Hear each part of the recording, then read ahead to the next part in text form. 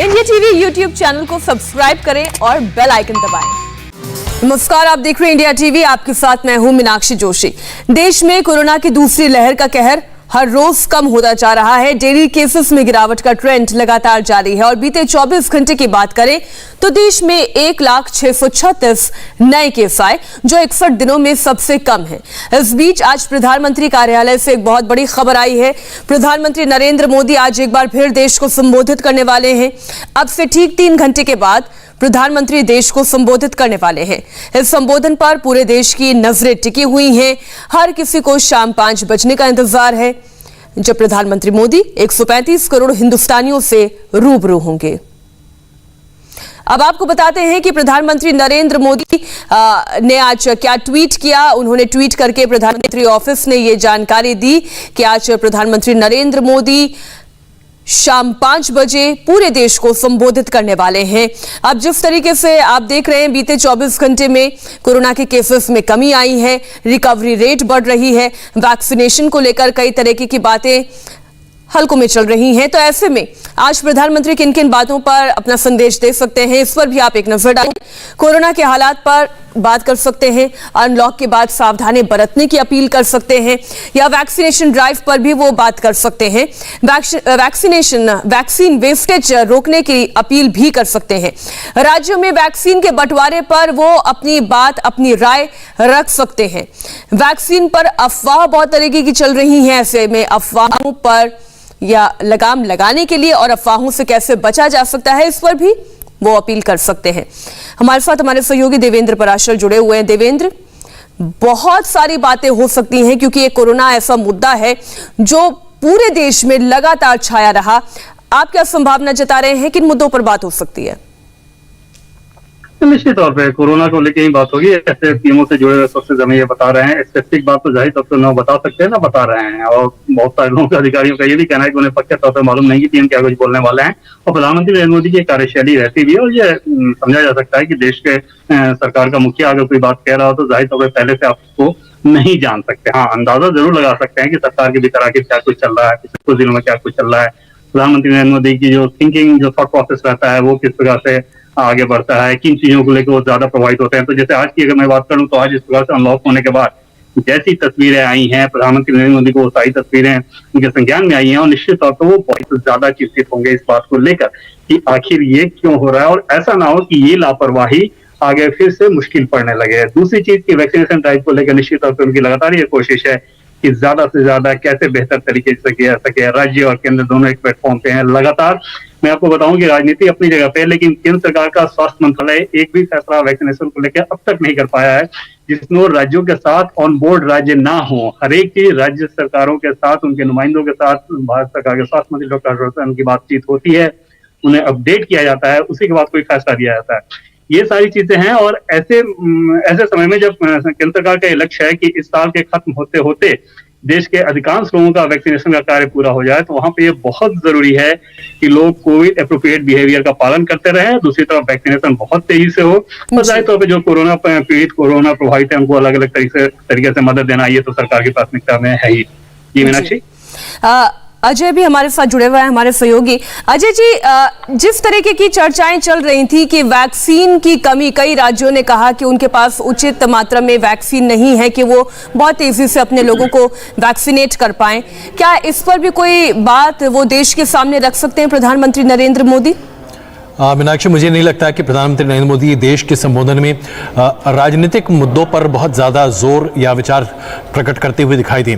हालांकि इसमें कोई दो राय नहीं है कि कई ऐसे राज्य हैं जिन्होंने बार बार इस मुद्दे को उठाकर राजनीति करने की कोशिश की है कि वैक्सीन की कमी है, लेकिन वैक्सीन की कमी वास्तविकता में कितनी है, इसके बारे में अभी तक प्रामाणिक तरीके से चीज़ें स्पष्ट नहीं हैं।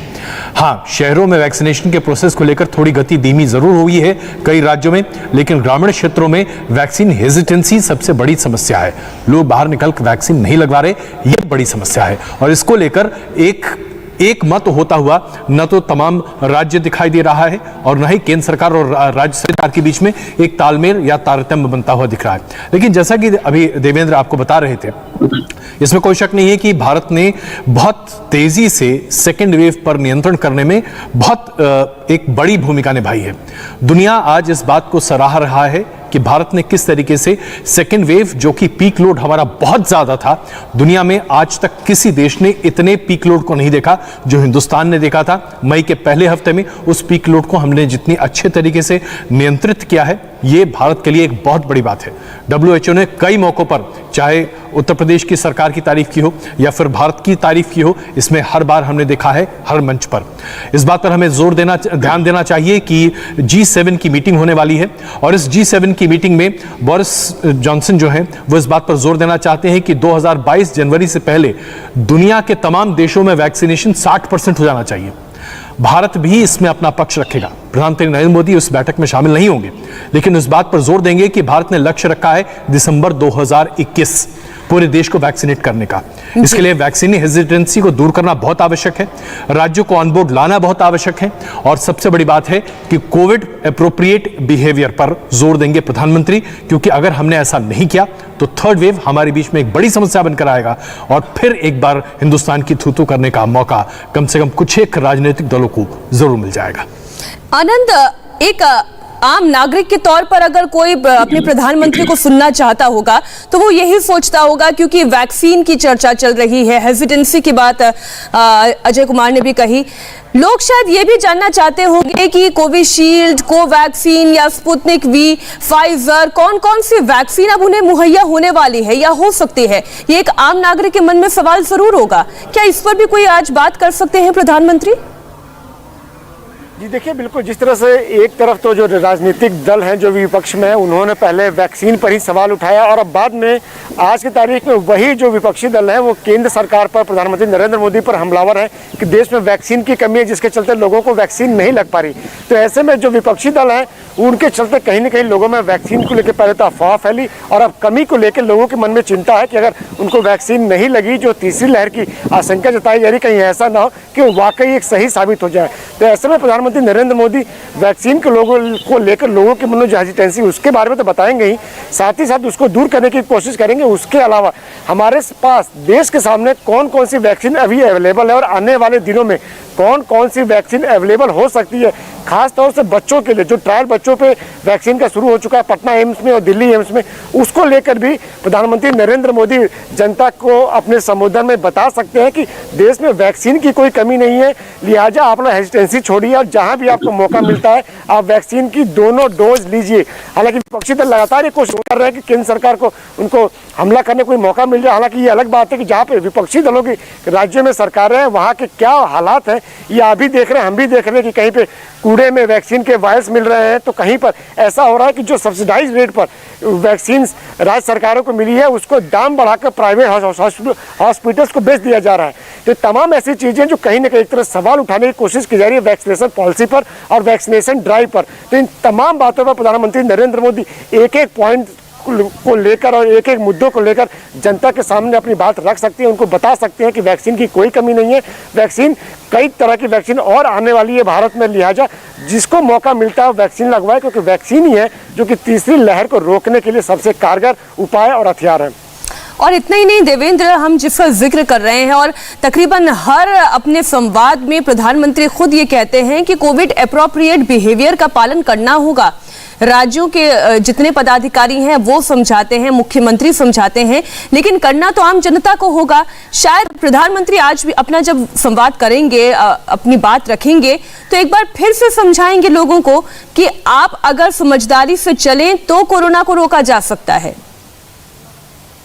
या बिल्कुल मीनाक्षी, वो जब समझाते हैं तो जाहिर तौर पर देश के लोगों को पे सबसे ज्यादा असर होता है, और क्योंकि देश की सरकार के मुखिया हैं उनका जो प्रभाव है निश्चित तौर पर उस तरह की स्थिति किसी और नेता में नहीं है। देश में किसी भी पक्ष विपक्षी नेता की अगर आप बात कर लें जिनका आम लोगों पे उतना ज्यादा असर होता हो जिनकी कही हुई बात का, तो जाहिर तौर पर इस कंडीशन में एक चीज मैं आपको मीनाक्षी और बताऊं कि आप हाल के दिनों में देखें तो पिछले कुछ महीनों में जिस प्रकार से प्रधानमंत्री नरेंद्र मोदी के ऊपर इस कोरोना काल में वैक्सीनेशन ड्राइव को लेकर इन सारी चीजों को लेकर हमला हुआ है, लगातार उन्होंने चुप्पी साध रखी थी, या न सिर्फ चुप्पी साध रखी थी बल्कि बाकायदा केंद्रीय मंत्रियों को भी ये कहा गया था कि पलटवार करने की जरूरत नहीं है, तू मैं करने की जरूरत नहीं है। अभी पूरा फोकस इस बात पर होना चाहिए कि लोगों को कैसे राहत दिया जाए और ज्यादा से ज्यादा काम कैसे हो, और जो भी काम हो वो साइंटिफिक तरीके से हो। अगर इसी वैक्सीनेशन को लेकर आप देखें तो झारखंड के मुख्यमंत्री ने ये कहा था कि हमें चूहा समझ रखा है क्या, जब वैक्सीनेशन शुरू किया गया था। यूपी के समाजवादी पार्टी के नेता का ये कहना था अखिलेश यादव का कि ये बीजेपी का वैक्सीन है। कांग्रेस के नेताओं ने कई सारे सवाल खड़े किए थे।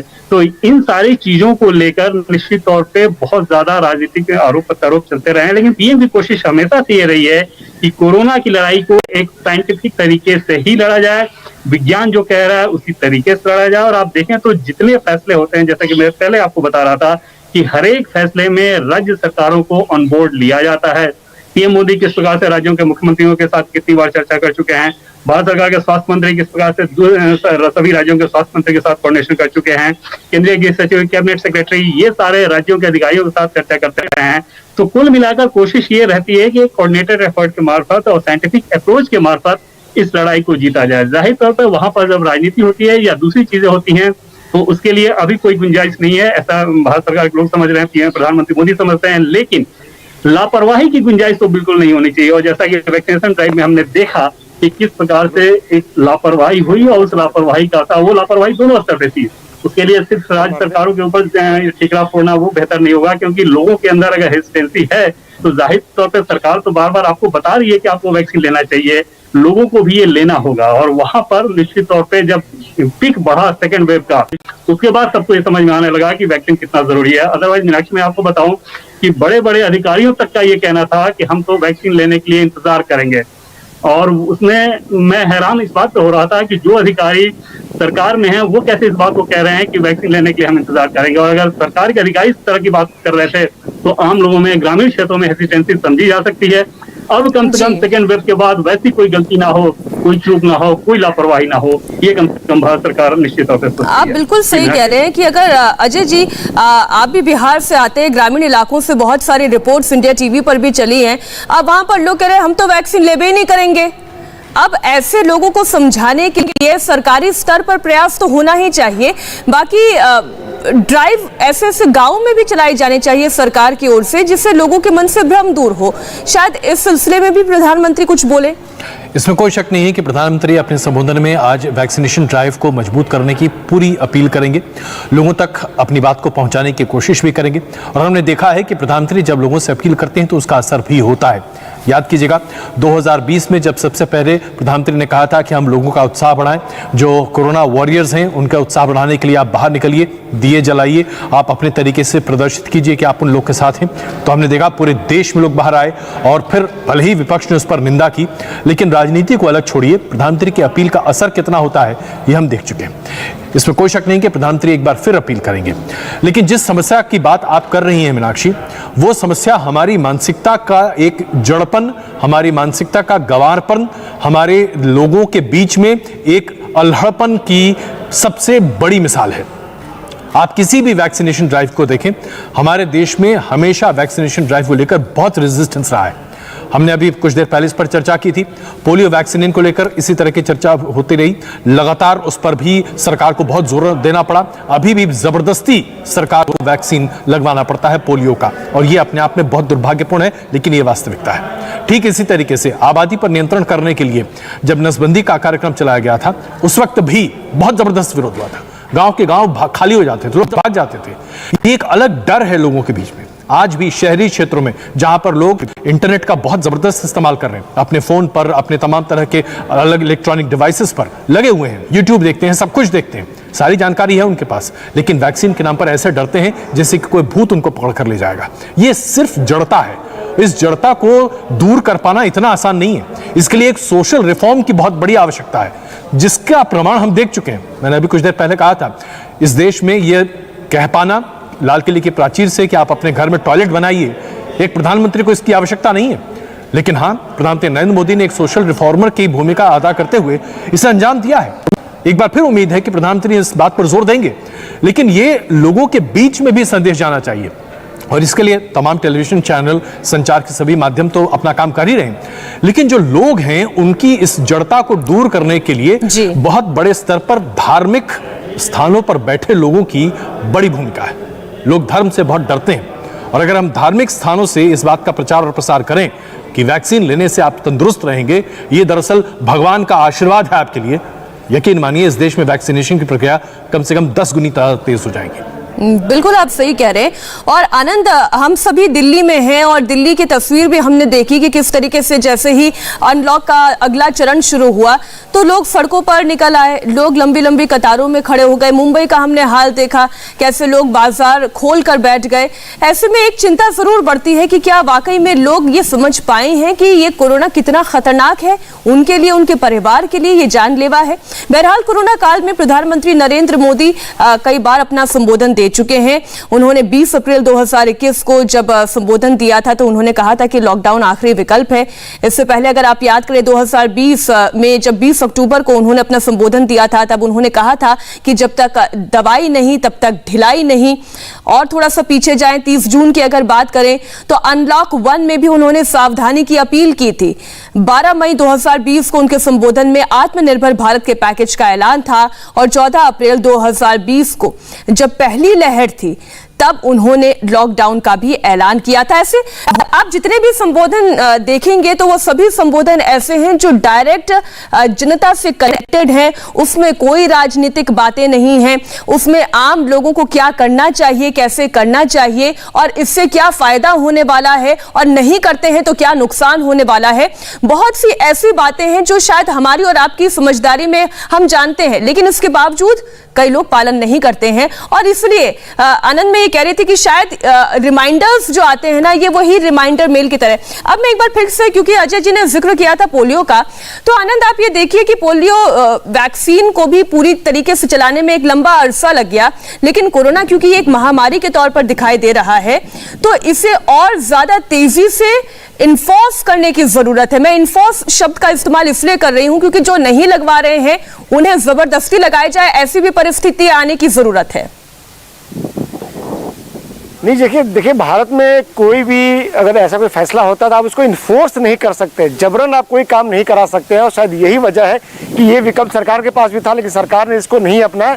सरकार लोगों को समझा रही है, राज्य सरकारें लोगों को समझा रहे हैं, पीएम भी लगातार लोगों को समझा रहे हैं वैक्सीन हेजिटेंसी को लेकर। अगर इन्फोर्स करना होता है, जबरदस्ती करना होता है, ये उपाय नहीं हो सकता है। क्योंकि जैसा कि अजय जी भी जिक्र कर रहे थे, वो भी हमने देखा था कि तब अगर इन्फोर्स करने की कोशिश की गई थी, जबरन करने की कोशिश की गई थी, वो सफल नहीं हो पाया था।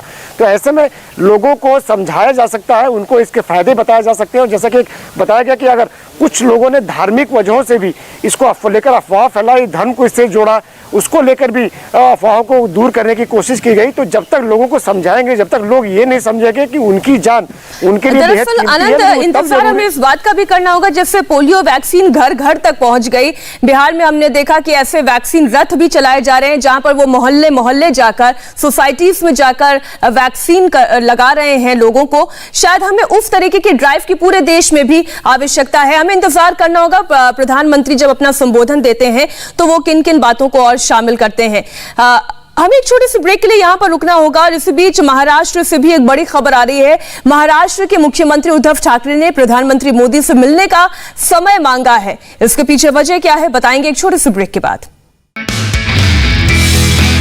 नमस्ते, मैं हूं मीनाक्षी जोशी। वीडियो और खबरों से अपडेट रहने के लिए India TV YouTube channel subscribe करें, बेल आइकन दबाना ना भूलें। जुड़े रहें इंडिया टीवी के साथ।